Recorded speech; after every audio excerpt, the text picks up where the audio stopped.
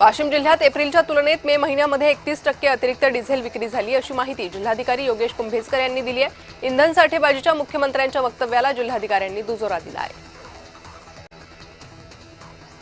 गोंदिया जिल्ह्यात 2 दिवस उष्णतेची तीव्र लाट असेल, शक्य असल्यास सकाळी 11 ते दुपारी 4 या वेळेत नागरिकांनी घराबाहेर पडू नये असं आवाहन प्रशासनानं केलं आहे। जळगाव मनपानं मान्सून पूर्वतयारीला सुरुवात केली। अग्निशमन दलाकडून मेहरून तलावावर शोध आणि बचाव प्रात्यक्षिकं घेण्यात आली आहे।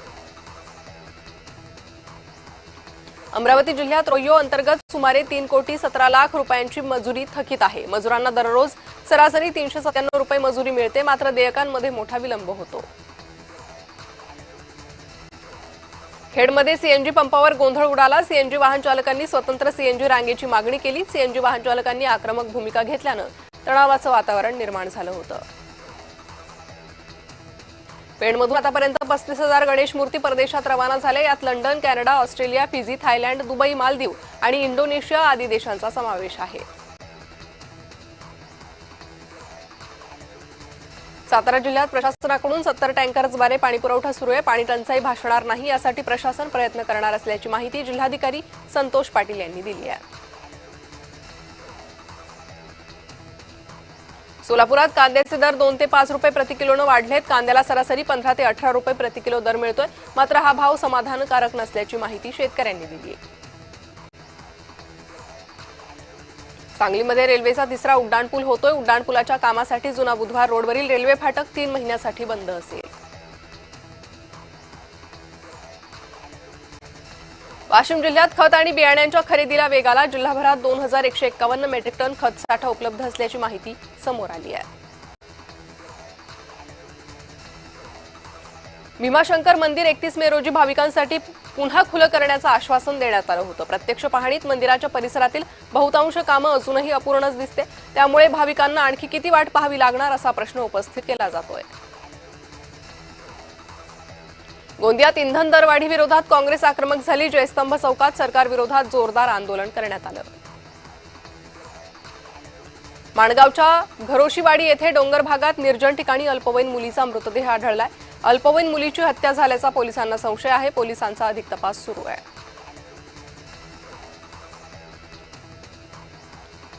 हिंगोलीच्या गोरेगाव सौना परिसरात वादळी वाऱ्यासह मान्सूनपूर्व पाऊस पडला। गारपिटीचा तडाखा बसला।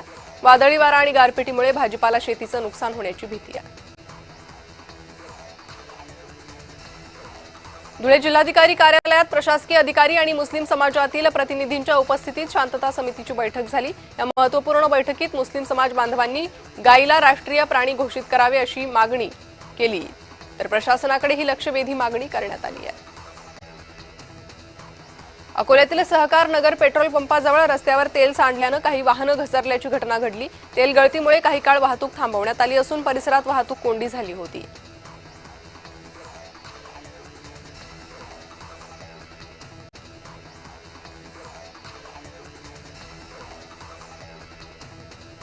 अकोल्यात जातीवाचक शिवीगाळ प्रकरणी तब्बल 6 वर्षांनंतर अॅट्रॉसिटीचा गुन्हा दाखल करण्यात आलाय। शासकीय वैद्यकीय महाविद्यालयातील एका सफाई कर्मचाऱ्याला जातीवाचक शिवीगाळ करण्यात आली होती। सचिन कांतीलाल चावरे यांच्या तक्रारीवरून तत्कालीन प्रशासकीय अधिकारी संजीव देशमुख, विजय लहाणे आणि महेश महाकालेवार यांच्या विरोधात अनुसूचित जाती जमाती अत्याचार प्रतिबंधक कायद्यान्वये गुन्हा नोंदवण्यात आला आहे। समृद्धी महामार्गावर चालत्या इलेक्ट्रिक कारनं अचानक पेट घेतला। आगीत इलेक्ट्रिक कार पूर्णतः जळून खाक झाली। चालक गणेश गीते आणि योगेश घुगे वेळीच बाहेर पडल्यानं मोठी दुर्घटना टळली। भोर तालुका येथील येसाजी कंक जलाशयातील पाणी पातळी 8% कमी झाल्यानं वर्षभर पाण्याखाली असलेल्या ऐतिहासिक कांबरेश्वर मंदिरात दर्शन घेता येणार आहे। वेळवंडी नदीवरील हे प्राचीन शिवमंदिर पाहण्यासाठी भाविक, इतिहासप्रेमी आणि छायाचित्रकार मोठ्या संख्येनं गर्दी करतायत। हेमाडपंथी शैलीतील या मंदिराच्या गाभाऱ्यात स्वयंभू शिवलिंग असून दरवर्षी मे महिन्यात पाणी कमी झाल्यानंतर मंदिर दर्शनास खुलं होतं। चिपळूणच्या बोर गावात बिबट्याची दहशत पाहायला मिळाली आहे। सलग 2 दिवस बिबट्यानं पाळीव कुत्र्यांची शिकार केल्याची घटना घडली। कुत्र्यांवर हल्ला करतानाचे दृश्य सीसीटीव्हीत चित्रित झाले। परिसरात बिबट्यांचा वाढता वावर लक्षात घेता ग्रामस्थांनी वन विभागाकडे तातडीनं बंदोबस्ताची मागणी केली आहे। पैठण येथील नाथ समाधीचे हजारो भाविकांनी दर्शन घेतले। शहरातील मठ मंदिरातून धोंड्याची एकादशी भक्तिमय वातावरणात साजरी करण्यात आली आहे। 2 वर्षांपासून थकीत असलेल्या ऊस बिलासाठी शेतकऱ्यांनी आक्रमक भूमिका घेतली आहे। सोलापूर जिल्हा परिषदेसमोर गेल्या 2 दिवसांपासून ठिय्या आंदोलन सुरू आहे। गोकुळ शुगर फॅक्टरीकडे ऊस दिलेल्या शेतकऱ्यांचे जवळपास 100 कोटी रुपयांहून अधिक थकीत बिलं अद्याप मिळाली नसल्याचा आरोप आंदोलकांनी केला आहे। वर्ध्याच्या पवनारजवळ मामा भांजा दर्गा परिसरात भीषण अपघात झाला। भरधाव एसटी बसनं रोलरला मागून जोरदार धडक दिल्यानं रोलरचे 2 तुकडे झाले। भीषण अपघाताचे सीसीटीव्ही फुटेज समोर आले।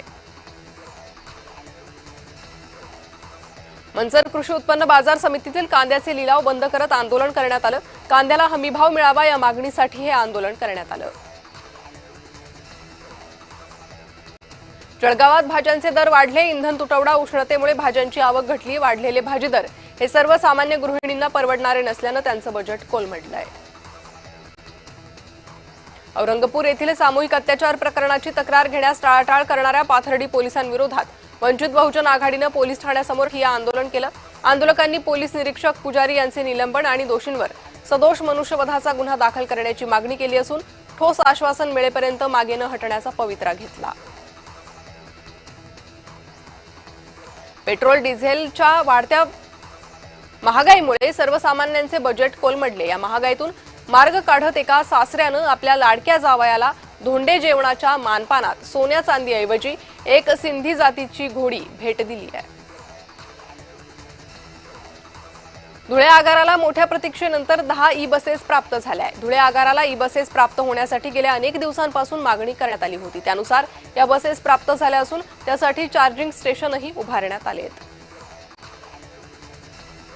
पाचोडच्या मार्केटमध्ये झालेल्या लिलावात मोसंबीला विक्रमी दर मिळाल्यानं शेतकऱ्यांच्या चेहऱ्यावर समाधान फुललं।